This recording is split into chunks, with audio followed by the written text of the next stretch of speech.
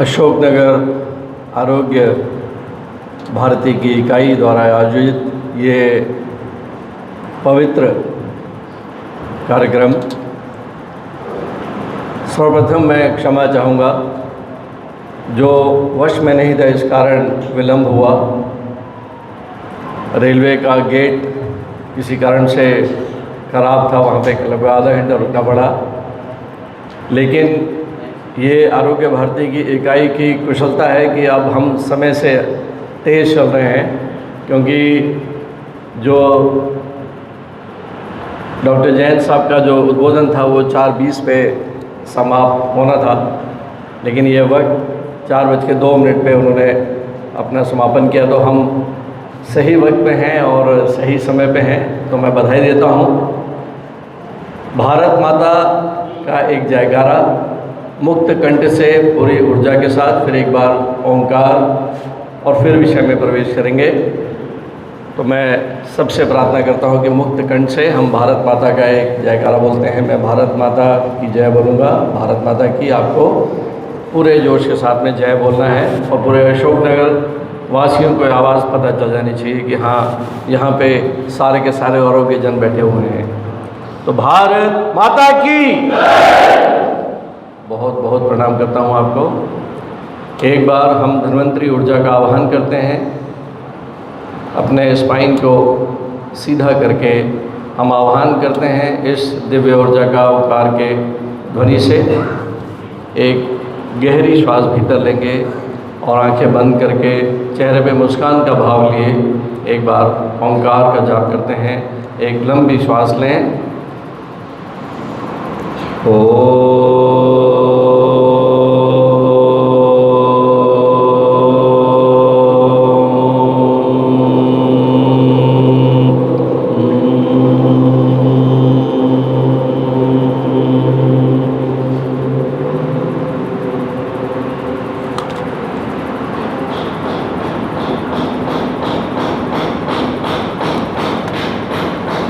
मंच पे विराजमान मेरे सीनियर भी हैं, मेरे से 7 साल सीनियर हैं, जैसा सर ने बताया। डॉक्टर जैन हमारे आरोग्य भारती प्रांत संगठन मंत्री आदरणीय मुकेश जी दीक्षित जी, हमारे मध्य भारत के आरोग्य भारती के सचिव डॉक्टर ओबी सोनी जी, और ज़िले के अध्यक्ष अशोकनगर के डॉक्टर जयमंडल यादव जी, और मेरे छोटे से निमंत्रण पे आए मेरे मित्र मलकी जी यहाँ बैठे हैं, पारिवारिक मित्र हैं।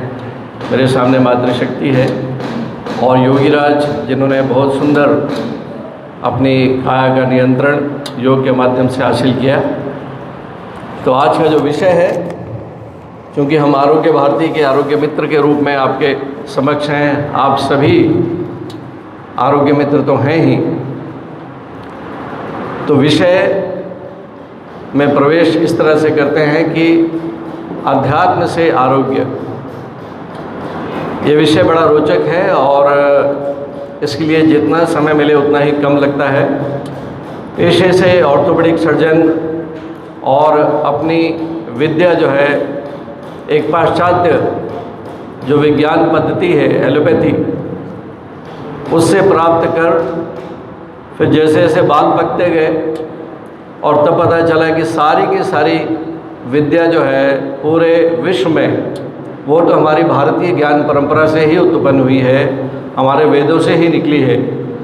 और उस वक्त जब पीछे मुड़ के देखा तो मुझे लगा कि पता नहीं कितने जन्मों का ये फल होगा, सुकर्मों का, कि भारत जन्मभूमि पे मैं पैदा हुआ, जो हमारी वेद धरती है। कब हम अध्यात्म में विविश गुरु रहे होंगे, इस जिज्ञासा से धीरे धीरे जब मैंने अध्ययन शुरू किया तो एक रुचि है मेरी कि मैं साइंस और स्पिरिचुअलिज्म को जोड़ के देखता हूँ, विज्ञान और अध्यात्म को जोड़ के देखता हूँ। ये मेरी रुचि है। पेशे से मैं ऑर्थोपेडिक सर्जन हूँ और शरीर के लगभग हर हिस्से को मैंने चीर के खोल के देखा है।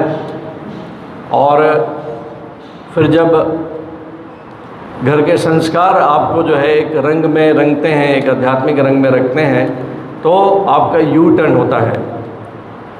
तो मेरे सामने सारे सद्गुरु सब आरोग्यजन बैठे हुए हैं। तो ये एक तरफा तो नहीं होगा, लेकिन आपके मन में कुछ प्रश्न होने चाहिए।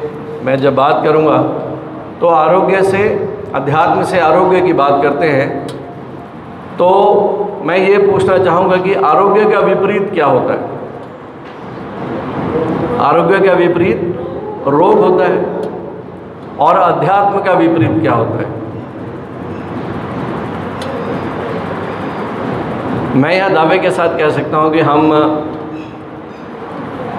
वेद ऋषियों के संतान हैं और हमारे डीएनए में अध्यात्म बसा हुआ है। लेकिन यहाँ भी जितने भी हमारे भाई बंधु मातृशक्ति बैठी है, अगर मैं पेन और पेंसिल दे दूँ और मैं कहूँ कि अध्यात्म को परिभाषित करें, तो जितने लोग बैठे हैं उतनी अध्यात्म की परिभाषाएँ अभी सामने आ जाएंगी। क्यों? क्योंकि शायद जन्म से लेके अभी तक हमने इस विषय पे बहुत गहराई के साथ अध्ययन नहीं किया कि अध्यात्म है क्या।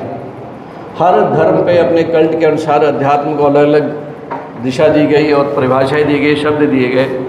लेकिन मोटे मोटे तौर पे अगर हम बात करते हैं तो अध्यात्म का विपरीत क्या होगा? क्या मैं इसे भौतिकता कह सकता हूँ? अध्यात्म का विपरीत, वैसे तो अध्यात्म का विपरीत है ही नहीं, लेकिन हाँ, एक मोटी बुद्धि के लिए हम अगर बात करते हैं तो हम जब भौतिकता से इस मायावी गुणों से जब ऊपर उठते हैं, जब इससे मुंह फेर के, इसकी तरफ पीठ करके है, जब हम अपने मूल की तरफ आने की कोशिश करते हैं, तो वो आध्यात्मिक मार्ग कहलाता है। तो अध्यात्म से आरोग्य, जब हम रोग की बात करते हैं तो मोटे मोटे तौर पे रोग के दो कारण समझ में आते हैं। एक बाह्य कारण हो सकता है और एक आंतरिक कारण हो सकता है। और बाह्य कारण क्या हो सकता है? हम सब जानते हैं कि इस शरीर को हम अगर रोग प्रदान करें तो इस शरीर को कौन कौन से रोग होते हैं, और वो रोगों के बाह्य कारण अर्थात इस भौतिकवादी कारण जो है, मेटीरियलिस्टिक कारणों की अगर बात करते हैं तो क्या क्या कारण हो सकते हैं? तो सबसे पहले तो हम बात करते हैं कि अगर हम, जैसा सर जी ने बोला, आहार की बात करते हैं, न्यूट्रिशन की बात करते हैं। अगर आहार अच्छा नहीं होगा तो बीमारी होगी, हम सब जानते हैं। और आजकल के बच्चों को देखते हैं, फास्ट फूड हमारे घर का छोड़ के बच्चे बाहर खाना खाते हैं, और जिस तरह की बीमारियां धीरे धीरे आ रही हैं। मूंग पे बहुत चर्चा चलती है कि सफ़ायर या कोई औषधियाँ डालते हैं, और उससे जो एक जहरीला खाना हम खाते हैं उससे जो रोग होने वाले। सर ने जैसा बोला कि हार्ट अटैक क्रमशः अपने दशक बदल रहा है। पहले अगर 6वें दशक में हार्ट अटैक होता था, फिर 5वें में, फिर 4थे में, अब तो 3रे और दूसरे दशक में हो रहा है। दूल्हा घोड़े पे बैठ के गिर जाता है, बच्चे डांस करते करते गिर जाते हैं। तो हम जब बात करते हैं तो हमारा जो ज्ञान है वो मात्र 200-250 साल पुराने विज्ञान से है। लेकिन जैसा अभी योगी राज जी ने कहा, सुश्रुत संहिता 5000 10,000 वर्ष पूर्व, तब ऐसा भारत में कौन सा ज्ञान था जिसने हेल्थ को परिभाषित किया? एक तो हमारी WHO की डेफिनेशन है और एक वैदिक डेफिनेशन जिसमें उन्होंने कहा सम धातु, सम अग्नि, सम दोष, मलह क्रिया।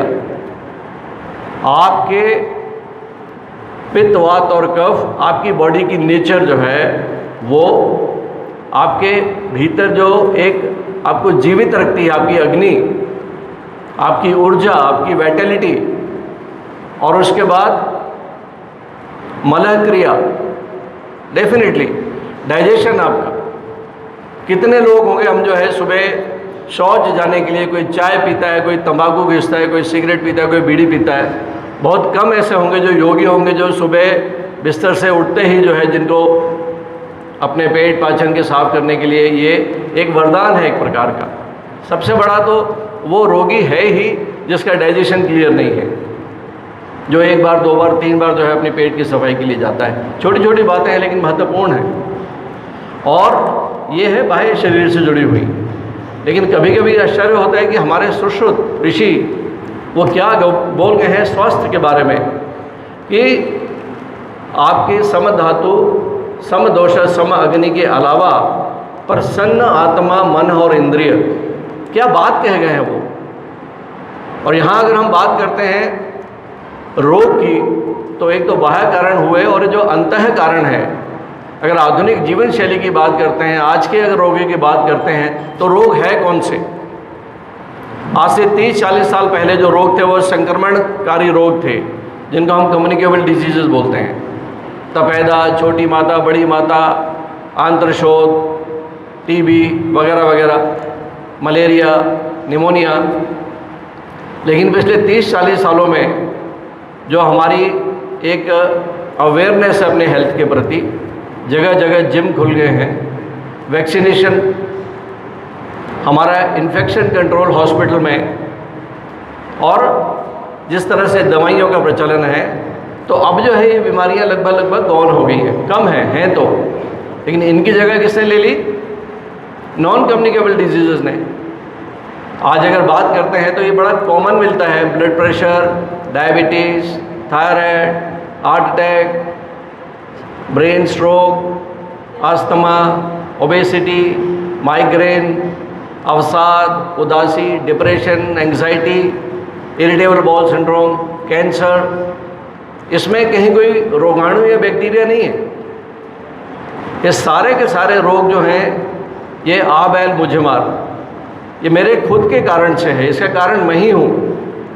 इसका कारण ना गंदगी है ना खाना है, इसका कारण आप स्वयं, आपकी आधुनिक जीवन शैली, जिससे हम दूर नहीं जान सकते। ज़िंदगी जीनी है, ज़िंदगी में तरक्की भी करनी है, और शायद कहीं ना कहीं हमने अपने जीवन लक्ष्य को, हमने जीवन की सफलता के जो आंकड़े हैं, जो मापदंड हैं, वो कहीं हमने भौतिक संपन्नता को तो नहीं ले लिया।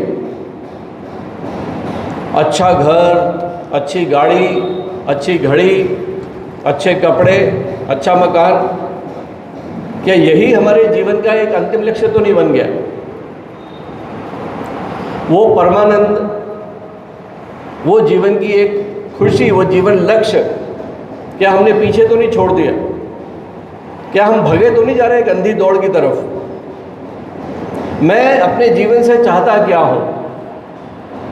कभी शांति से एक कागज़ और पेन लेके बैठिएगा और आंखें बंद करके मन को एकाग्र करके लिखिए एक पर्चे पे कि आप चाहते क्या हैं अपने जीवन से। और शायद हो सकता है कि एक लंबा विराम हो, आप लिख ही ना पाएंगे आप अपने जीवन से चाहते क्या हैं। और सोच के देखिए कि हम एक ऐसी कार में बैठ के यात्रा कर रहे हैं जिसकी कोई मंजिल ही नहीं है, हमको पता ही नहीं कि हम चाह क्या रहे हैं। अगर लक्ष्य नहीं है हमारे जीवन का, तो हम तो एक समय और ऊर्जा को वेस्ट ही कर रहे हैं एक प्रकार से। तो आरोग्य भारती जो है वो धीरे धीरे हमारे जीवन में उस स्वास्थ्य को आपके जीवन में प्रवेश कराता है जिससे एक व्यक्ति स्वस्थ बनता है। वो स्वास्थ्य बाह्य और अंतः दोनों तरीके से। और अगर व्यक्ति स्वस्थ है तो उसका परिवार स्वस्थ होगा, उसका परिवार स्वस्थ होगा तो वो नगर, वो शहर स्वस्थ होगा, वो गांव स्वस्थ होगा, और इस तरह से वो राष्ट्र भी स्वस्थ होगा। और जब हम बात करते हैं अध्यात्म की, तो किस तरह से मैं अध्यात्म को देखता हूँ। मेरे लिए अध्यात्म का अर्थ है आत्मा का अध्ययन। अध्यात्म मतलब आत्मा का अध्ययन। और आत्मा क्या? जितनी 84 लाख योनियां हैं हम सब जानते हैं, उनमें आत्मा है। एक मच्छर से लेके, एक पक्षी से लेके, एक जानवर से लेके, आप में, हम में आत्मा है ना आत्मा। और सब में प्राण भी है। जो भी जीव जीवित है प्राण के कारण उसे प्राणी कहते हैं। जो प्राणी शब्द है इसलिए आया कि वो प्राण के कारण। प्राण क्या है? प्राण हमको मिलता कैसे है? ये सारी की साथें साइंटिफिक रिसर्च से सिद्ध हुई हुई बातें हैं। तो हम जब प्राण की बात करते हैं या आत्मा की बात करते हैं, तो ये उस ब्रह्म तत्व के दो रूप हैं जो हमारे वैदिक ऋषियों ने बहुत पहले बता दिए थे। जब ऋषियों ने इस सृष्टि के निर्माण की बात की होगी तो सांख्य योग का जो सिद्धांत प्रतिपादित किया है कि सृष्टि बनी कैसे, तो पुरुष और प्रकृति के मिलन से सृष्टि बनी है। इसी को बाद में आइंस्टीन ने आगे उठाया। तो पुरुष ये मेल पुरुष नहीं, पुरुष वो चेतना, वो चैतन्य तत्व, वो ऊर्जा, और प्रकृति ये स्थूल, जैसे हमारी इंद्रियां देखती हैं। तो जो पूरी सृष्टि है, पूरा ब्रह्मांड जो है, जो हमको दिखता है, जैसे हमारी इंद्रियां देख पाती हैं, मनुष्य की इंद्रियां देख पाती हैं, जिससे हम अपने आप के ज्ञानवर्धन करते हैं, उसमें जो एक वो तत्व है, जो सूक्ष्म तत्व है, वो है ऊर्जा। और उस ऊर्जा के दो तत्व हैं, एक जो एक्टिविटी प्रदान करता है और एक चेतनता प्रदान करता है। जो एक्टिविटी प्रदान करता है, जो क्रियाशीलता प्रदान करता है, उसे हम प्राण कहते हैं।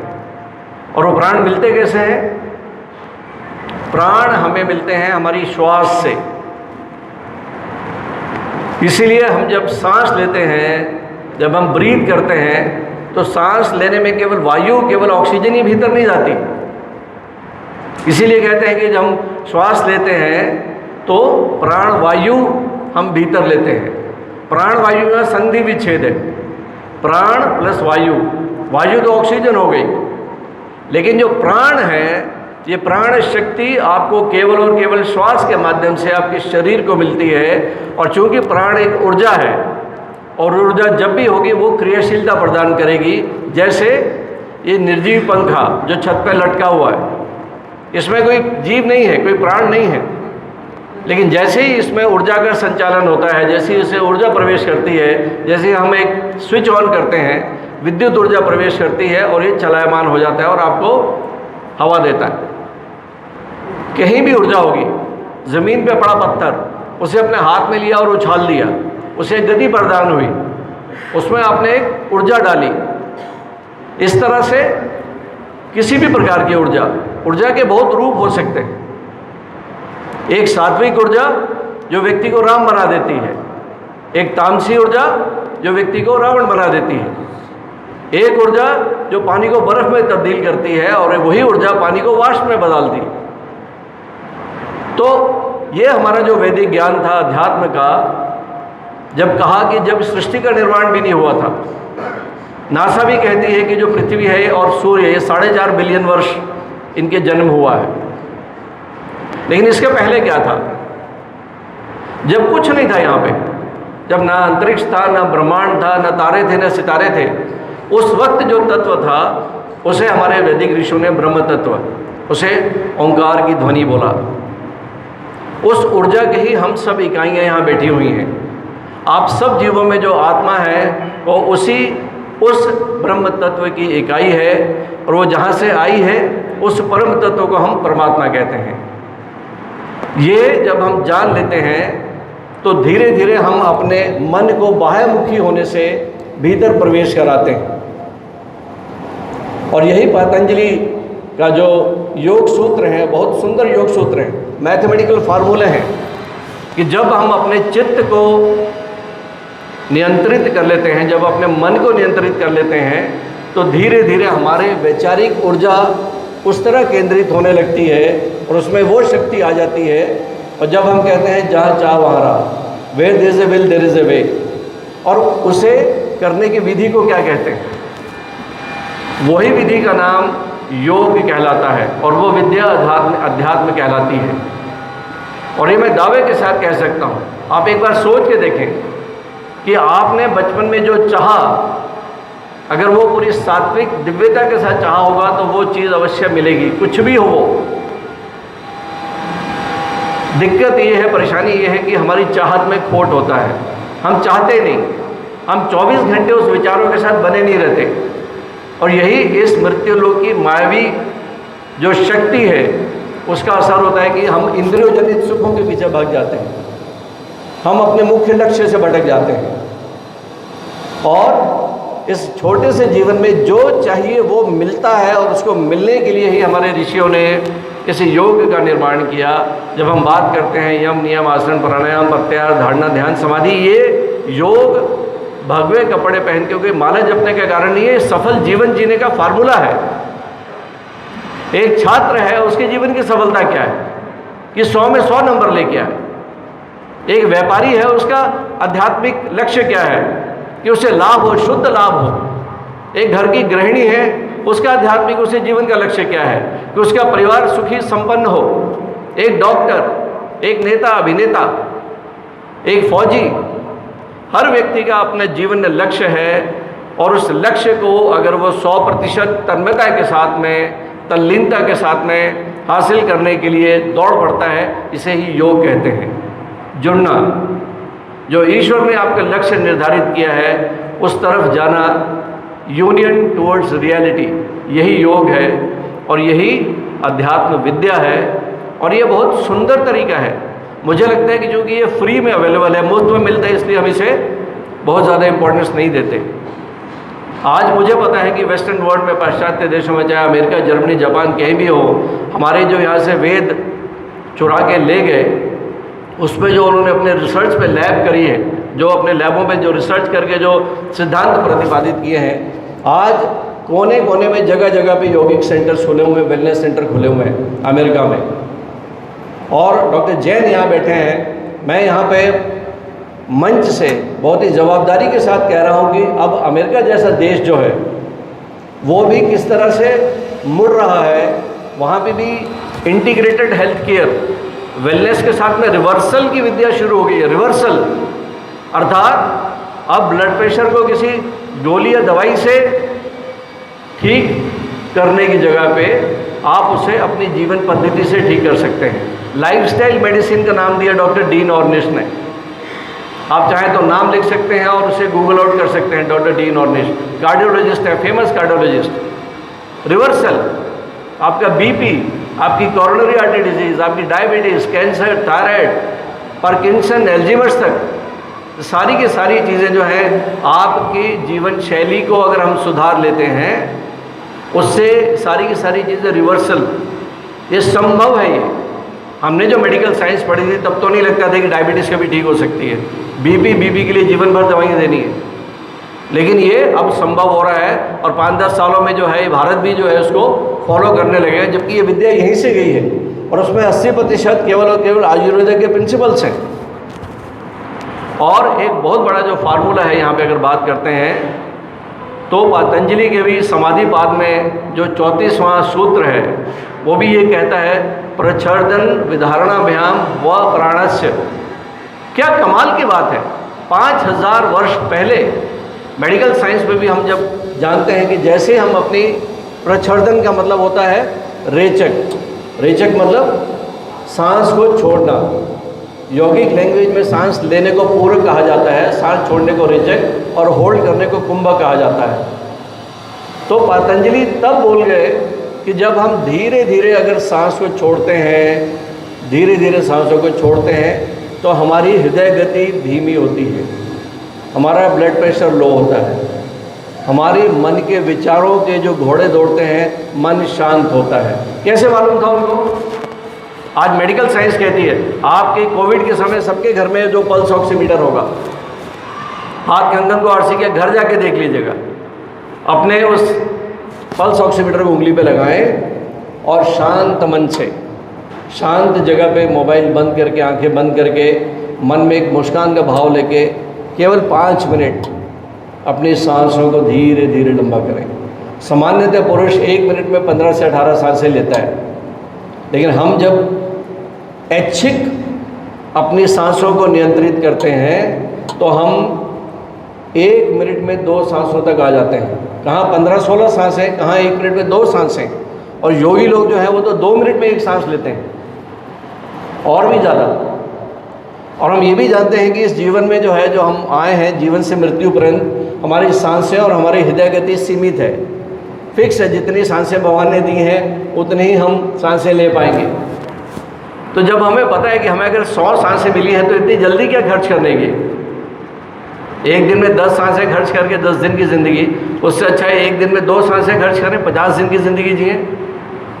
तो लॉन्गिविटी का, जीवन को लंबा करने का, हेल्दी बनाने का बहुत अच्छा तरीका है अपनी कॉन्शियस ब्रीदिंग। मेडिकल साइंस में से वेगल ब्रीदिंग बोलने लगे हैं आजकल। क्यों? क्योंकि साइंस ने सिद्ध कर दिया है कि अपनी सांसों को अगर हम नियंत्रित करते हैं तो हमारी पैरासिम्पैथेटिक एक्टिविटी जो है वो प्रज्वलित होती है। अब पैरासिम्पैथेटिक एक्टिविटी क्या है? तो सामान्य रूप में कह सकता हूँ कि ये जितने भी तनाव हैं आपके, जितने भी तनाव, गुस्सा, ईर्ष्या, जलन, टेंशन, ज़ोर से बोलना, मन में विचलित रहना, सबकॉन्शियस माइंड में कुछ ना कुछ चलते रहना, बीती हुई बातें बार बार ख्याल करना, आने वाले समय की एंग्जाइटी, घबराहट, इसके अलावा ये बीपी, डायबिटीज़, ये सारे के सारे राजरोग, ये सारे के सारे सिंपैथेटिक एक्टिविटी से आते हैं। हमारे शरीर में सिंपैथेटिक और पैरासिम्पैथेटिक ये एक्टिविटी चलती है, इन्फ्लेमेटरी और नॉन इन्फ्लेमेटरी। तो ये छोटा सा मेडिकल का विषय है, डॉक्टर जैन समझते होंगे इस बात को, लेकिन अपने जीवन में जो इन्फ्लेमेटरी एक्टिविटी है, सुबह उठते ही मोबाइल उठा लिया, इन्फ्लेमेटरी एक्टिविटी, सिगरेट पी ली, इन्फ्लेमेटरी एक्टिविटी, बच्चे पे चला दिए, पत्नी पे चला दिए, ऑफिस में जाके अपने सबॉर्डिनेट्स पे चला दिए, कहीं जा रहे हैं भीड़ में, लाल बत्ती पे ज़्यादा देर खड़े हुए किसी लड़के ने कट मार के चला गया तो गुस्सा हो गए। ये सारे के सारे तनाव हैं, स्ट्रेस है। ये सारे के सारे आपको धीरे धीरे आपके अंदर ब्लड प्रेशर और डायबिटीज़ को इन्वाइट कर रहे हैं। और मैं यहाँ अपनी उम्र तक आते आते यहाँ मैं कह सकता हूँ बड़े आराम से कि हमारे ब्रह्मचर्य, गृहस्थ, वानप्रस्थ और संन्यास आश्रम में जीवन जीने का सबसे ज़्यादा मज़ा कौन से आश्रम में आता है? वानप्रस्थ में। जो ब्रह्मचर्य जीवन 1 से 25 साल तक तो पढ़ाई करनी है माँ बाप के साथ बैठ के, और 25 के बाद 50 साल तक जो गृहस्थ जीवन है उसमें तो पूरी दिहाड़ी है, मजदूरी है। जो आपने मेहनत करी है, जो बोया है, उसको जो भोगना है, वो उम्र तो 50 के बाद की है ना भाई। जीवन भर जो मेहनत करी है, जो कमाया धमाया है, उसको जब हमको एंजॉय करना है, वो उम्र आपकी तो 50 के बाद ही आती है। और यदि आपने ये पहले जो 2 आश्रम हैं अगर ठीक से नहीं जिए आपने, यहाँ पे अगर आपने जीवन जीने के तरीके अडॉप्ट नहीं किए तो क्या होगा आपको? ये सारे के सारे लोग 50 साल में लगने वाले हैं। किसी का पेट बाहर, किसी का पेट अंदर, किसी को दांत नहीं है, घुटने में दर्द हो रहा है, ब्लड प्रेशर हो रहा है, कोई खून पतला करने की दवाई खा रहा है, कोई गुस्सा कम करने की दवाई, कोई एंटी एंग्जाइटी, कोई थायराइड की दवाई ले रहा है, कोई इंसुलिन ले रहा है। जब खाना था तब मीठा नहीं खा सकते, चटपटा स्वाद नहीं ले सकते, नमकीन नहीं खा सकते, बीपी हो गया, डायबिटीज़ होगी। ऐसी जीवन क्यों जीना? तो यहाँ पे जो है अध्यात्म से आरोग्य का फार्मूला लागू होता है कि केवल और केवल 15 मिनट सवेरे, 15 मिनट शाम को अपने आप के साथ बैठिए और केवल अपनी सांसों को साधिए। आलसी हैं, नहीं होते आसन, आसन होने चाहिए। कुछ नहीं हो सकता तो 30 मिनट पैदल ही चलो, रोज 30 मिनट, और 5 दिन चलना है तो 45 मिनट चलो आप। और कृपया करके सुबह उठ के आधे घंटे तक ना न्यूज़पेपर पढ़ें और ना मोबाइल देखें, कृपया करके। और ऐसे ही सोने से पहले 1 घंटे मोबाइल ना देखें, टीवी ना देखें, नेटफ्लिक्स ना देखें। ये सारे के सारे रिसर्च हैं, मैं कभी ला दूंगा, ये सारे के सारे आपको बीमारियों की तरफ धकेलते हैं। ये सारी के सारी इन्फ्लेमेटरी एक्टिविटीज़ हैं। और अगर हम बात करते हैं अध्यात्म से आरोग्य और आरोग्य भारती के माध्यम से, तो छोटी छोटी चीज़ें हैं। न्यूज़, NEWS, N मतलब न्यूट्रिशन, संतुलित आहार। ये कोई आवश्यक नहीं है कि ब्रेकफास्ट, लंच और डिनर करें, ये अंग्रेज़ों के चोचले थे। ये 10 से 6 बजे वाले जो नौकरी करने वाले लोग हैं उनके लिए उन्होंने बनाया हुआ था, जो उनकी नौकरी करते थे। भारत कृषि प्रधान देश है, तो किसान जो है वो कभी लंच और ब्रेकफास्ट और डिनर जैसी बात नहीं करता। आपको जब भूख लगे तब खाओ। आपको मालूम होना चाहिए कि जो टाइगर है, टाइगर कभी जीवन में हार्ट अटैक से नहीं मरता। उसके बचपन से लेके, पैदा होने से लेके अंतिम समय तक उसका जो ब्लड कोलेस्ट्रॉल लेवल है एक जैसा होता है। जब रिसर्च की गई तो केवल और केवल ये कि टाइगर जो है वो तब तक शिकार नहीं करता जब तक वो भयानक भूखा नहीं होता, वो कभी शिकार नहीं करता। और एक बार शिकार करता है वो 35 से 40 किलो ताज़ा गोश्त लेता है, उसके बाद 3 से 4 दिन तक केवल वॉक करता है, सोता है, पानी पीता है और अपनी टेरिटरी। ऐसे ही अगर हम जो है भोजन को तब करें जब लगे कि अब तो मैं मरने वाला हूँ। और वैसे भी मैं आपको बता सकता हूँ मैं कि आम हिंदुस्तानी अपने भोजन में 70% अधिक खाता है। जो थाली भर के हम खाते हैं, 4 रोटियां सूद दी और जब डकार मारने तक खाना खाते हैं, आवश्यक नहीं है। 70% अधिक खाना। और छोटे छोटे फार्मूले हैं, नोबेल प्राइज़ मिला हुआ है, ऑटोफेजी। माताएं जो हैं जब उपवास करती हैं, धन्य है वो। हफ्ते में 1 दिन उपवास करिए और कृपया करके ईमानदारी से उपवास करें। केवल जल पे नींबू पानी पी सकते हैं। उस दिन कोई और कुछ फलाहार और ये हार वो हार करने की ज़रूरत नहीं। ईमानदारी से केवल जल पे रहें। ज़्यादा से ज़्यादा नींबू पानी पी सकते हैं, नारियल पानी पी सकते हैं। और सूर्यास्त के समय खाना खाएं जैसे जैनी लोग खाते हैं। ये छोटे छोटे फार्मूले हैं और मैंने बहुत पढ़ने लिखने के बाद में और मैंने खुद पे भी अपने आप को इसको लागू किया और मुझे पता है कि क्या ऊर्जा महसूस होती है। नवरात्र के समय 5 दिन मैं उपवास करता हूँ केवल जल पे। मैं नमक भी नहीं लेता और मीठा भी नहीं लेता। उस पर हम कभी बाद में आएंगे कि आपका बॉडी का मेटाबॉलिज्म, क्योंकि मेडिकली मुझे पता है कि क्या फ़ायदा होता है मुझे। लेकिन सांसों के माध्यम से ये मेडिकल साइंस सिद्ध कर चुकी है कि जब हम अपनी सांसों को साधते हैं, जब हम प्रकृति ने केवल और केवल मनुष्य शरीर में श्वास प्रक्रिया एक ऐसी दी है जो वॉलंटरी है और इनवॉलंटरी भी है, मतलब ऐच्छिक भी है और अनैच्छिक भी है। आपके हार्ट की धड़कन, आपकी बॉडी का टेम्परेचर, आपकी पाचन क्रिया आपके वश में नहीं है, लेकिन श्वास प्रक्रिया जो है आपके वश में है। आप सुबह से सांस ले रहे हैं यहाँ पे, लेकिन आपने जानबूझ के तो सांस नहीं ली क्योंकि इनवॉलंटरी है। जब हम एक जगह बैठ के जानबूझ के सांस लेने लगते हैं कि हाँ मैं सांस ले रहा हूँ, इस क्रिया को क्या कहते हैं? प्राणायाम। यही प्राणायाम है, breathing with awareness, conscious breathing. ये कपालभाति, भस्त्रिका या भ्रामरी या उज्जयी सांसें, ये सांसें जब हम चैतन्यता के साथ सांस लेते हैं तो इसे प्राणायाम कहा जाता है। अर्थात हम उस प्राणिक ऊर्जा का आह्वान करते हैं। और साइंस ने ये भी सिद्ध किया है कि जब हम श्वास को नियंत्रित करते हैं तो आपके ब्रेन के भीतर लिम्बिक सिस्टम, जहाँ से इमोशंस बनते हैं, जहाँ से विचार बनते हैं, वो शांत होता है। Breathing is a bridge between mind and body. आपके माइंड और बॉडी के बीच को साधता है केवल और केवल श्वास। ये इतना बड़ा फार्मूला है। आप केवल और केवल 15 मिनट सुबह, 15 मिनट शाम को शांत जगह बैठें, मोबाइल बंद करके केवल सांस लें, सांस लें, सांस लें। लंबी गहरी सांस भीतर लें, लंबी गहरी सांस भीतर बाहर छोड़ें। ओम का उच्चारण कर सकते हैं, सोहम का उच्चारण कर सकते हैं, अपने मंत्रों का उच्चारण कर सकते हैं। ये अध्यात्म मतलब आत्मा का अध्ययन। आत्मा वो ऊर्जा जो आपको दिव्यता से मिलती है, उस ऊर्जा का आवाहन करते हो आप अपने इस प्राण से, आप अपने इस योग से, अपने ध्यान से। तो इस अष्टांग योग में भी जो पहले के जो 5 सूत्र हैं वो बहिरंग योगा है, धारणा, ध्यान और समाधि अंतरंग योगा है। अर्थात मैंने जब कहा था कि रोग के 2 कारण हैं, एक बाह्य कारण और एक अंतः कारण। आंतरिक कारण केवल और केवल आप हो, आप और आपका मन, आपके विचार, आपकी आदतें, और उसको सुधारने के लिए आपको धारणा, एक विचार के साथ रहना पड़ेगा। आपको ध्यान करना पड़ेगा। ध्यान मतलब 2 विचारों के बीच का स्थान, विचार शून्य होना।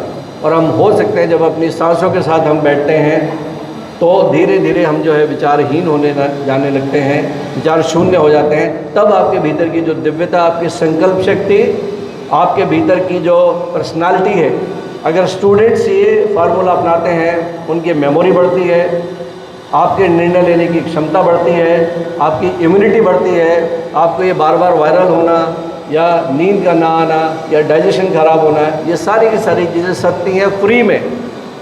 और यही इंटीग्रेटेड हेल्थ है जिस पे अमेरिका जो आज काम कर रहा है, लाइफस्टाइल मेडिसिन कहते हैं। तो आरोग्य भारती के माध्यम से आप सारे के सारे जहाँ भी हैं, अपने परिवार में, अपने बच्चों के स्कूल में, अपने मोहल्ले में, इस तरह की बातों को अगर आप ले जाते हैं, ये सात्विकता की बातें हैं, दिव्यता की बातें हैं। जब हम जो देते हैं इस वातावरण में, ये सृष्टि का नियम है कि हम जो देते हैं उसे कई गुना ज़्यादा मिलता है, चाहे वो किसान का एक दाना हो गेहूं का या आपका प्यार हो। आप अगर प्यार के विचारों को भेजोगे इस सृष्टि में तो वही लौट के आएगा, और यदि ईर्ष्या को भेजोगे तो वही लौट के आएगी। हम सब स्वस्थ हों, हम भगवान धन्वंतरि से प्रार्थना करता हूँ मैं कि आपका जीवन मंगलमय हो, आरोग्य बने। प्रणाम करता हूँ।